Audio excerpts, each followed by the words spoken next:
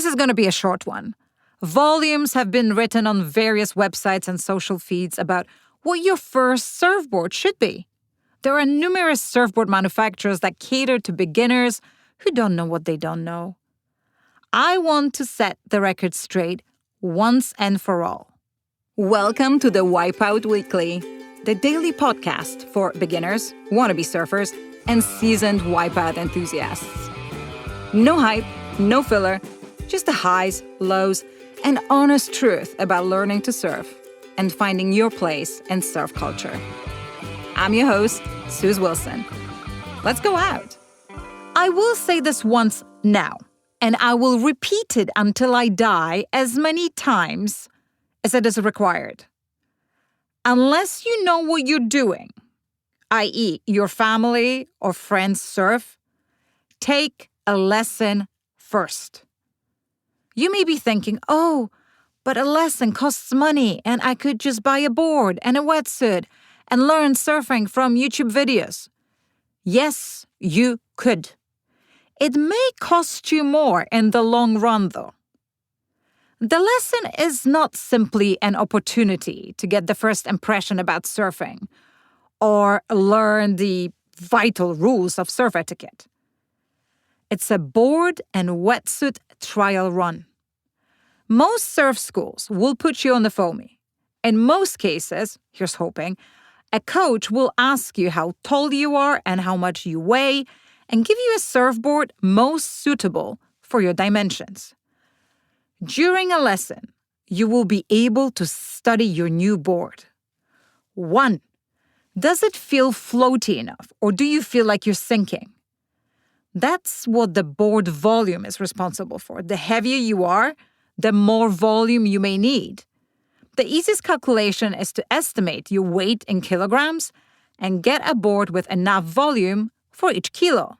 So if you're 170 pounds, that's 77 kilograms, and 77 liters of volume in a surfboard would be perfect for you. An 8-foot Wavestorm offers 87 liters of volume. If you're much taller and heavier, you can get a foamie that's longer and automatically benefits from more volume. A 9-foot Odyssea from Catch Surf gives you 98 liters of volume, and it comes in a 10-foot version with 125 liters of volume as well. 2. Is it comfortable to paddle on, or do you keep hitting your arms against the edges, rails of the board? You may have smaller than usual wingspan and therefore may require a narrower board. And the length? Most foamies come in at 8 foot. When you're learning and you're of average height, I would not recommend a shorter board. It will be harder to catch waves and easier to get frustrated. The time for sub-8 foot will come, don't you worry. If you're shorter and light, you may get away with 7.8 or 7.6. The volume tends to, but not always, decrease as you go smaller. And the turning? Foamies can turn pretty well, trust me.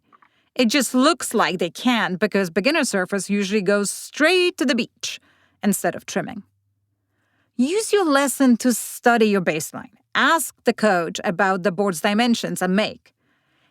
Any decipherable board feature will let you do a quick search online and see what the board was and whether it was working for you or not.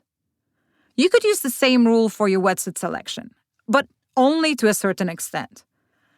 The wetsuits that surf schools offer have been used many times. They will feel more stretched out and thinner, and therefore you might experience more cold than you would normally in the same wetsuit if it were brand new.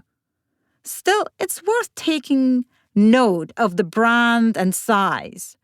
At least it's a starting point on a journey that will test your patience. Buying a new wetsuit. But that's another story. If you're learning in cold water in the winter, a lesson will give you an idea if gloves, booties, and a hood are required for your further surfing adventures. Don't worry, you will feel it. Why foamie? They are the cheapest. They are the safest. They are the most average. A typical 8-foot wave storm with its 87-liter volume will work for most folks.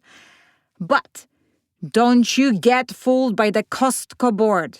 These change periodically, and while the wave storms work beautifully for an average beginner, last year's Scott Burke 8-foot board with only 57 liters of volume made some surfers feel like they were sinking. Shoot, this was supposed to be a short pod. Oh well. In summary, take a lesson, take notes, establish a baseline, and get a foamie.